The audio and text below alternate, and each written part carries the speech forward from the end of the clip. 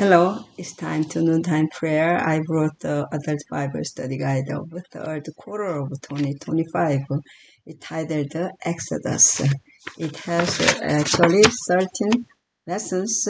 The contents are here. Let me read all through these contents. Lesson 1, Operation, the background and the birth of Moses, the burning fire. Lesson 2,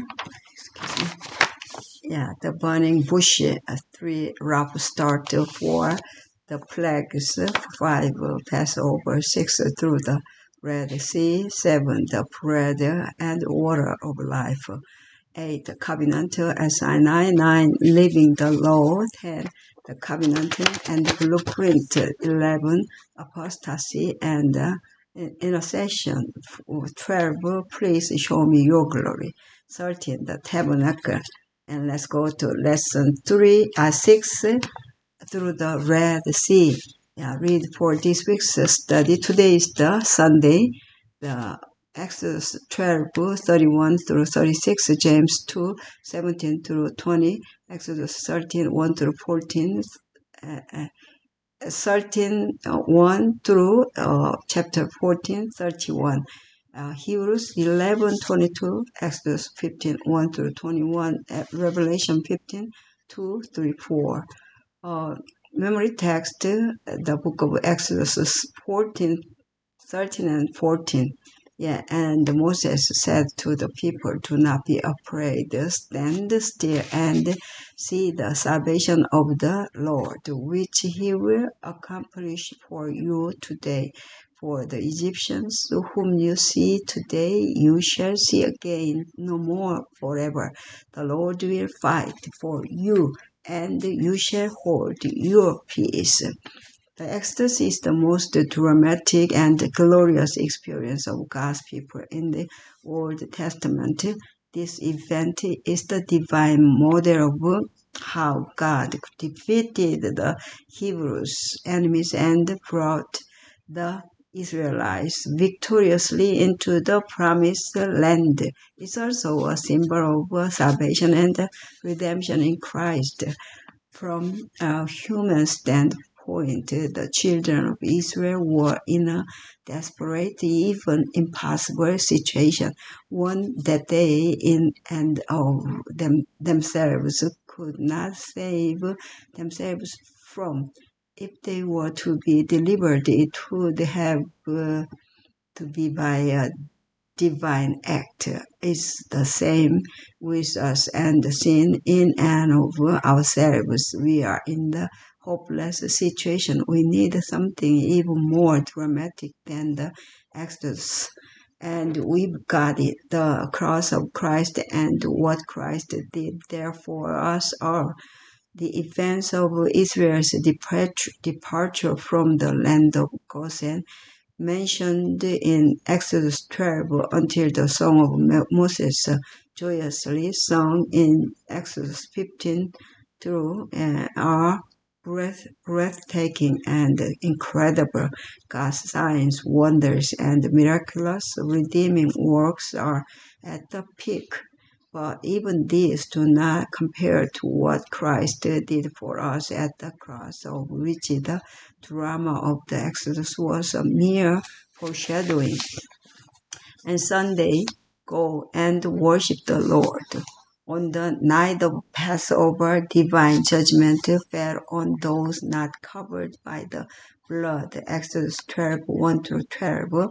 No one escaped because of position, education, social status, or gender. Punishment struck all families from Pharaoh to slaves and even the firstborn of the animals. The pride of Egypt was in the dust. Read Exodus 12:31-36. What strange request does Pharaoh make, and why, even as he gives permission for them all to leave? How interesting that Pharaoh, in telling the Hebrews to go and worship, as this request, and bless me also, and bless me also. Why would he, the king of Egypt, God on earth among his people ask that, it sounds as if he's finally catching on to the power of the Hebrew God and would like to benefit from it. However, how can God bless him while he is steeped in rebellion, stubbornness, sin, and pride? Sure, he finally gave his consent, but it wasn't out of submission. Excuse me. So, submission to the will of God, Yahweh. It was instead out of defeat. He wasn't repentant, as his later actions will reveal. He simply wanted to stop the devastation, and that was destroying his kingdom.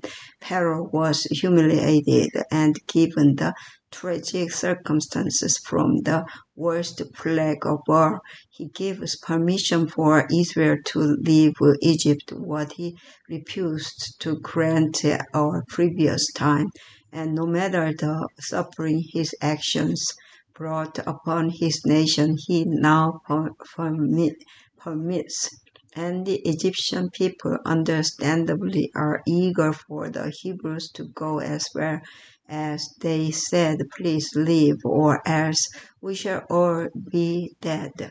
God meanwhile made provision so that the Israelites did not leave Egypt empty-handed out his with things they would need for what in the end would turn out to be a much longer sojourn than anticipated. The Egyptians gave the Jews these precious articles only to hurry the people out of the country, but the items were wages that were long denied the Israelites for centuries of slave labor.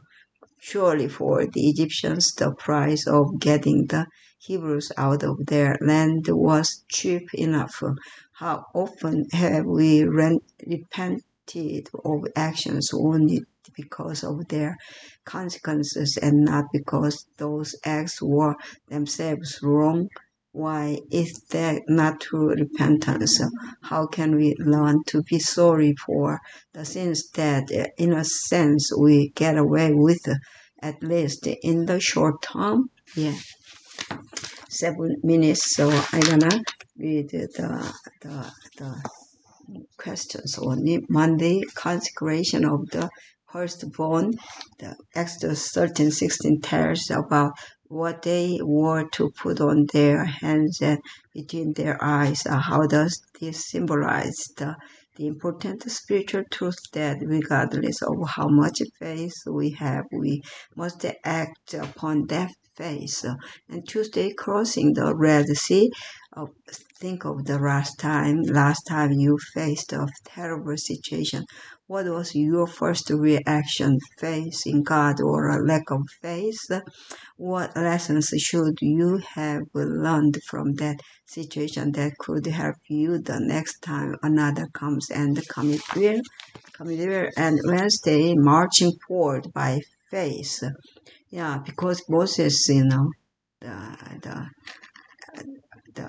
Exodus 14:13 through 31, despite their lack of faith, so what did God do for the the children of Israel? Because Moses so wholeheartedly trusted God and his work. His word. He encouraged the people. He presented 4 crucial points on how to act in difficult situations. Do not afraid, and stand firm still, and you will see the deliverance the Lord will bring you today. And 4, the Lord will fight for you. Yeah, Exodus 14:14. Yeah. So this indicates what God will do. He will personally fight for his people. Calvary is the ultimate proof of this reality. For on the cross, Christ defeated Satan in order to give us eternal life. Yeah, so even the Egyptians recognized that the Lord was fighting for the Israelites. Yeah, Exodus 14:25. So God's command to Moses was clear. Move on. God unfolded his action plan step by step. One, the angel of God and the pillar of cloud moved from the front of Israel's camp and stood behind them, protecting them from the Egyptian army. And two, by faith, Moses had to stretch out his hand over the sea. And three, the Lord divided the water and dried it up with a strong wind. And four, the result was that the Israelites went securely through the sea on dry ground to the other side. The Egyptians blindly pursued them because they did not see that God was doing extraordinary things for his people. That is, they didn't see until it was too late, as their confession in Exodus 14:25 revealed. And Thursday, the son of Moses and Miriam, Immanuel Kant said that if God is just, then there must be some kind of afterlife. Why is that statement so true? And how can we learn to trust that one day the justice so long lacking here will come? How can you draw comfort from that thought? Yeah, let's go to prayer. Our Father which art in heaven, hallowed be thy name. Thy kingdom come, thy will be done on earth as it is in heaven. Give us this day our daily bread, and forgive us our debts as we forgive our debtors.